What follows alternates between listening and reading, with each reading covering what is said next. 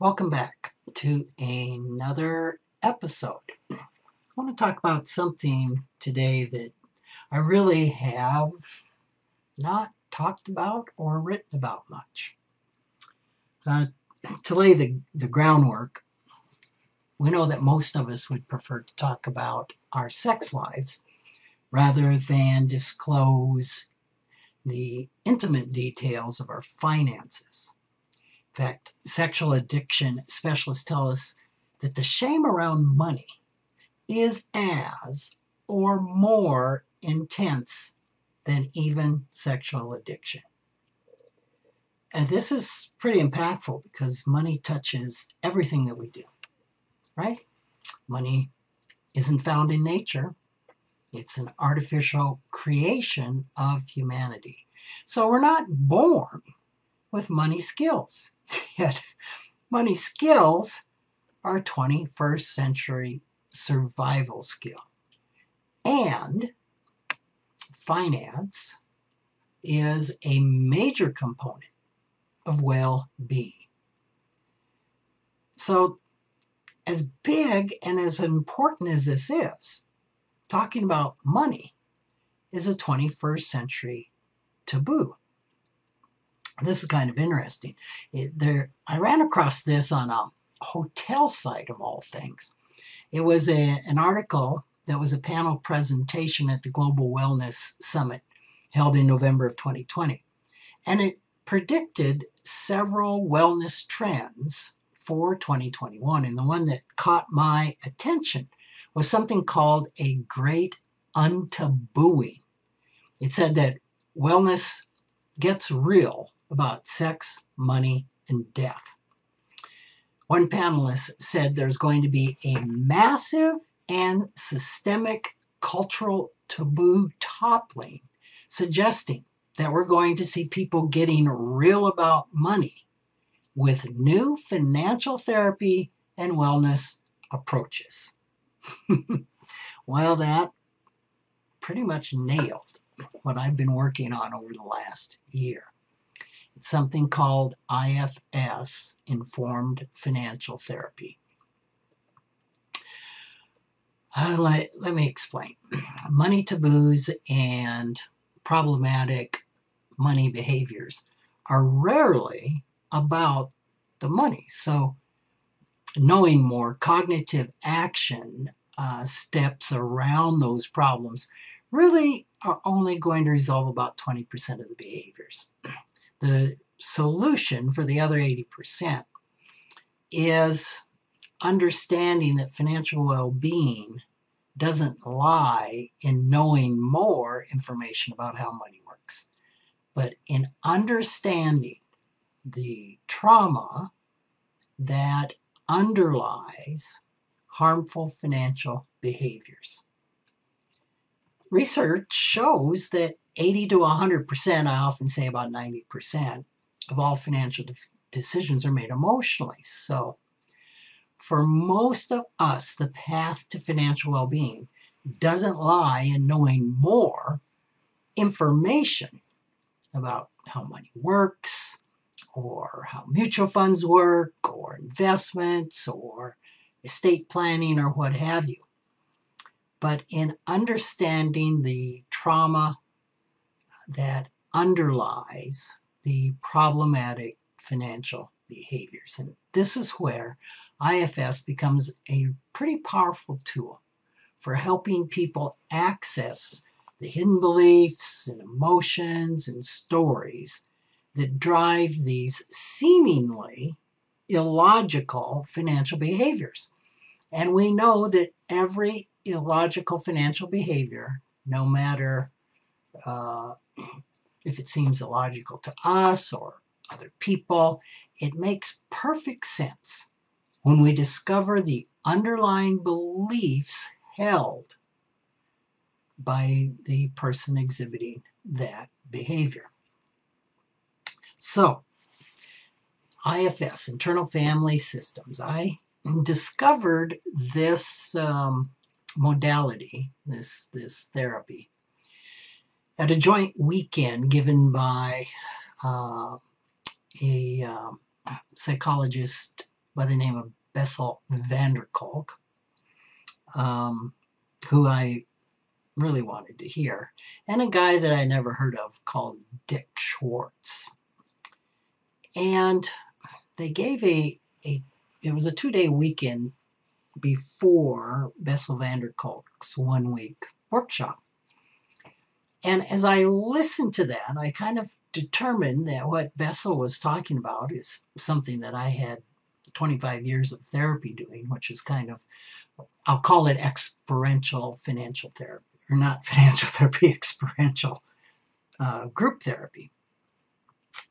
But Dick Schwartz was talking about this internal family systems therapy, where you actually talk to parts of yourself that hold certain beliefs, which was just bizarre. I had never heard of this. So I actually asked them if I could switch from Bessel's workshop to Dick's, and they both agreed, and so I did.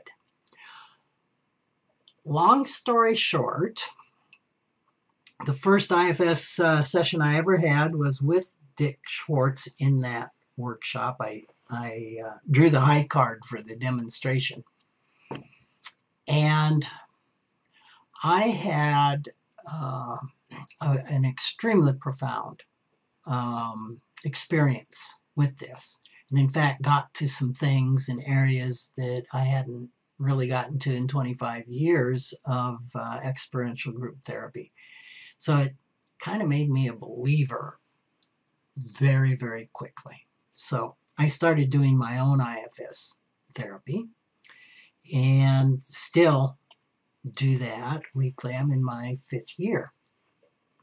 So it was only toward the end of my 4th year that I started getting curious about learning more about IFS. And I actually had resisted learning more during this process because it was kind of like I didn't want to look at who the man was behind the curtain. I really wanted to experience it.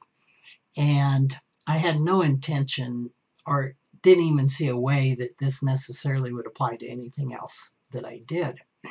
But eventually I did take some trainings, and at the end of one training, which was July of 2020, I got the notion that maybe there could be a relationship between financial therapy and internal family systems. And I'm not going to go into why I wasn't positive, because the two are, well, I'm just going to leave it there. But I thought maybe I should experiment a little bit with this. So I have been experimenting, or certainly experimented for about a year. And I've determined that I think there's a lot of promise in this type of therapy. So in IFS-informed financial therapy, it really understands that the key to changing problematic financial behaviors isn't to have a strong-armed approach of manipulating, shaming, or exiling the behavior of a person's financial beliefs or actions. Now, this is a little bit unique because many financial professionals employ techniques of shaming or manipulating or strong-arming their clients into the appropriate financial behavior, at least the financial behavior they deem appropriate. And doing this can work for a few days or a few weeks, but it usually doesn't result in lasting financial behavioral change. So the financial therapist's approach to doing this is to actually support the client in getting to know their system and getting to know the various parts that are driving this seemingly illogical, air quotes, financial behavior. Now, one thing to understand, because IFS, when the first time I heard it, I thought this is kind of whacked. IFS is an evidence-based therapeutic treatment. It's called EBT, evidence-based therapy.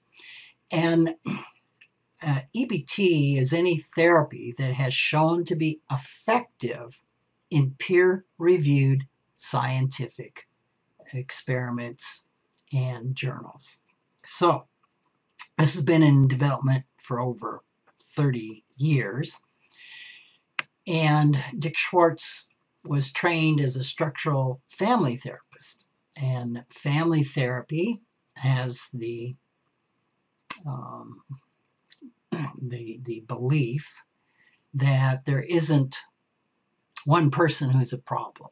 That, especially with families, when you have the kid that's the black sheep or doing the drugs or acting out in some way, that oftentimes the family thinks, oh, if we can just solve this kid's problem or fix the kid, then everything's great. And the problem is the kid. Family therapists will say, no, the problem is the family, and everybody has an equally important role in producing the behavior of the, quote, problematic, end quote, child.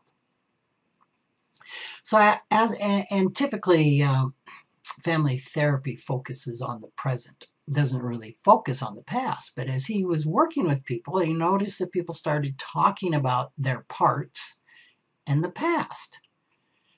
And think about it. How many times have you said, a part of me wants to do this and a part of me wants to do that?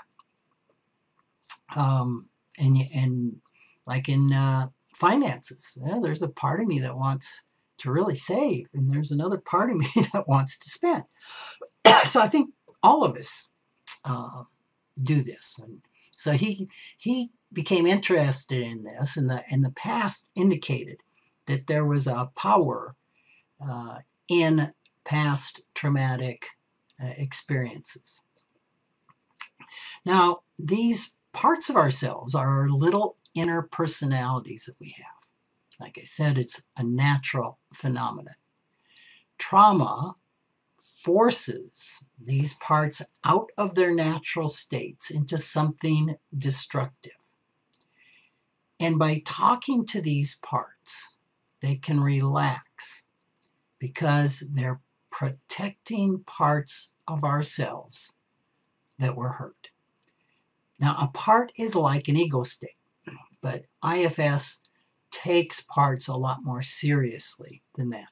IFS believes that we're all multiple personalities. And that is not a sign of pathology or being having a mental psychosis of some type. They've actually found that it's the nature of the mind to be multiple. All these parts are with us in our life, and some are active and some are dormant, just waiting to be activated or triggered as such. Our parts are pretty important to us. I mean, they help us survive, they help us thrive, but when they're traumatized, they're forced out of their natural states, and they become these extreme managers or exiles, as the language is in IFS. They take on burdens, which are beliefs. And in some cases of this trauma, it's around money. Or the trauma comes out affecting a money decision. And now here's a real important part of IFS theory, that just beneath these parts is something called the self. or yourself, called self-energy. And what Dick has found in working with this over 30 years is everybody has this self that really knows how to heal the system. And so the key is helping a person or helping yourself get to this self-energy. So again, when you suffer a trauma, there come beliefs that associate or attach to that part. And in IFS, we call these beliefs burdens. Culturally, we mistake these beliefs, these burdens, for the role that the part's playing. And it's really hard to be compassionate for the burden. Parts carry burdens that come from these experiences. So we can actually jettison the belief, the extreme belief from the system, which by and of itself doesn't define the part. So these parts of us that are carrying this pain, this shame, we call exiles. And these burdened exiles overwhelm the self.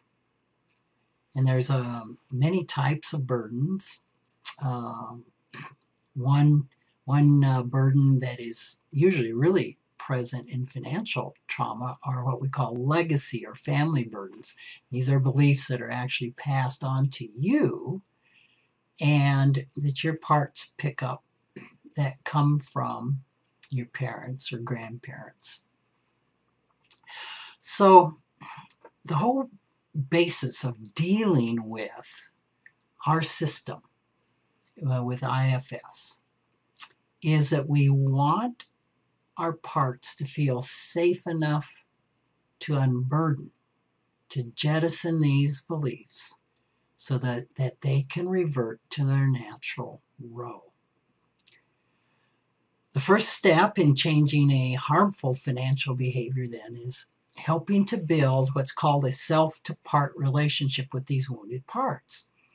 It's getting curious about them, showing compassion toward them, which is very unusual because we tend to do just the opposite.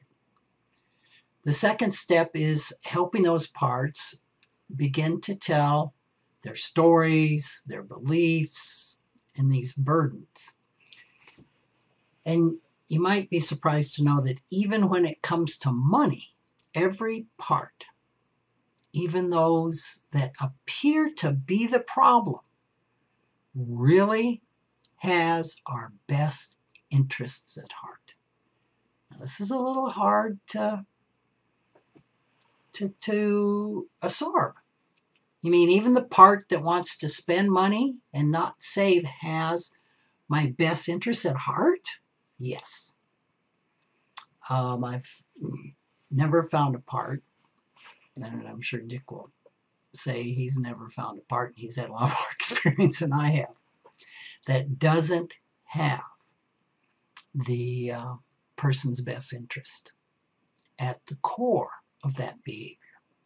Even our critic, and most every one of us has a critical part, has our best interest in mind. So these parts, every one is valuable. They become burdened. They're forced into these extreme roles. They can be unburdened and return to a natural state. It's just like a kid that takes on a role to help a family survive. Kids will gladly leave those roles and get back to something that is much more normal. So every symptom or financial behavior is a part trying to keep you safe. We need certain parts to be in certain roles, and within each of these parts we have a certain variations. Most therapists try to get you to stand up to and manage these parts. Most financial planners do the same. For example, I had a client that couldn't save. She wasn't an overspender. She just couldn't save. I helped her to try, to not try, really, and control the part that didn't want her to save. But to become curious about why the part does what it does. And through this, she found out the positive role the part played in her system.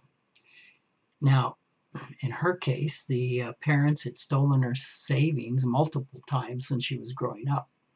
So spending the money was a way that she could derive some benefit from it, because to save meant it would disappear.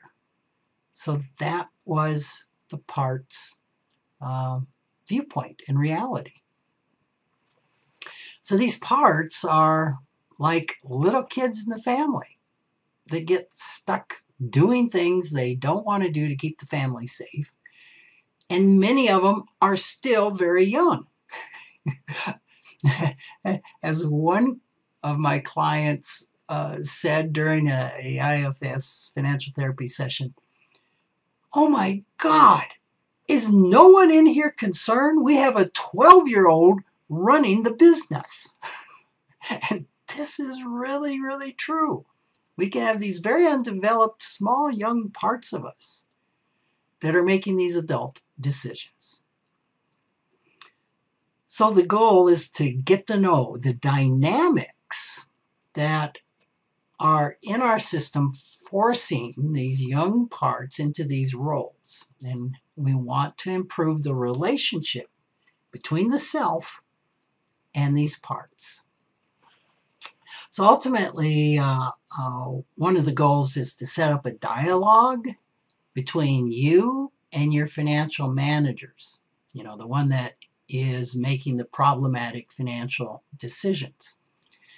And so as you start doing this, it's often that a part that hates the financial manager jumps in and starts talking. So in IFS therapy, the IFS therapist would ask that particular part to step back and let you have a dialogue with this part. And when it does, there seems to be released another person within you that is curious and calm. When you get into this place, you can get the financial manager to feel safe enough to tell you how it got into that role. And in IFS, this is called unblending.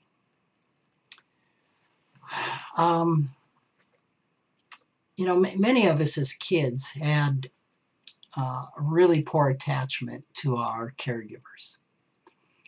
And some theory says that it's not possible if you didn't have really good parenting model to you, you're not going to know how to parent yourself. IFS suggests that within all of us there is this self energy that knows how to parent even without any external modeling or mirroring. When parts open the space for the self, it knows how to heal the system.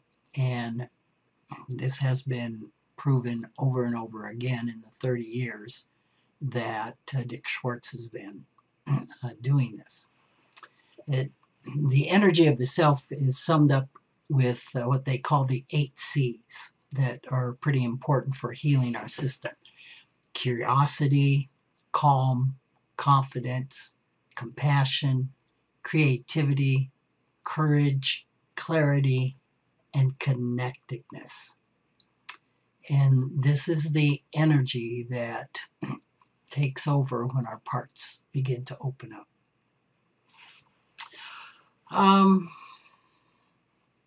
maybe finally just adding that most of the time, the part really doesn't like the role that it's been forced into. Parts can't die or be created. They are there. They've always been there. And they will continue to be there. Oftentimes parts believe that they need to protect the self and they really don't trust the self to lead. This is really, really normal. So reversing this is a big part of healing the financial trauma. It's really important that you have permission from all these protectors. There's 3 types of parts. There's the exile that's been exiled, that's been wounded. There are protectors, of which there's 2 types of protectors. A manager that tries to manage everything so that the exile isn't set off or triggered. And then there's firefighting protectors that when the managers fail, they have a scorched earth policy to shut down the exile. Oh, there's so much to get into with this. But what I want to leave you with is Dick Schwartz says that what he calls himself is a hope merchant, selling hope to the parts. And I have seen people make faster progress with IFS-informed financial therapy than I have with, if there is a normal financial therapy with the type of financial therapy that I've witnessed in the past. So this is pretty bleeding edge. So far, I think I'm the only person doing this. Makes it really bleeding edge. But I have a hunch it's going to catch on.